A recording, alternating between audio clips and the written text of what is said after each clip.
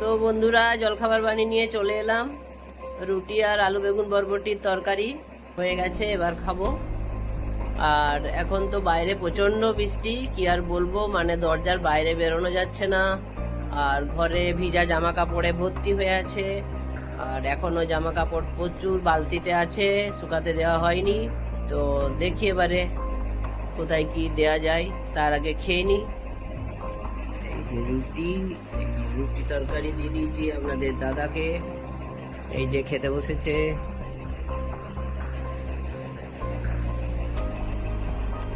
তো বন্ধুরা, দুপুরে রান্না শুরু করে দিয়েছি। করলাটা কেটে ভাজতে দিয়ে দিয়েছি। আর এখানে আমি এখন পটল ভাজার জন্য পটল কাটবো, আর কাঁচা কলা আলু দিয়ে তরকারি করব, সেটাও এখন কেটে নেবো। তো চলুন তরকারিগুলো কেটে নিই। কাঁচা কলা আলুর তরকারি হয় নিরামিষ, যেহেতু আজকে আমরা নিরামিষ খাই, সেই জন্য এই কাঁচা কলা আলু দিয়ে নিরামিষ একটু ঝোল ঝোল করে করলে খুব ভালো লাগে খেতে। আর এই পটলগুলো ভেজে নেবো এখন।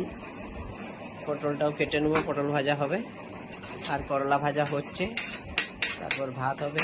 চলুন রান্নাটা করে নিই। তো আমাদের রান্না বান্না হয়ে গেছে, এখন আমরা খাওয়া দাওয়া করবো। তাই ভাবলাম যে খাওয়ার আগে কি কি বানিয়েছি আপনাদের সাথে শেয়ার করি। তাই চলুন দেখাই কি কি বানিয়েছি। ভাত, করলা ভাজা, আর এই কাঁচা কলা আলু দিয়ে একটু ঝোল হয়েছে, আর হয়েছে পটল ভাজা।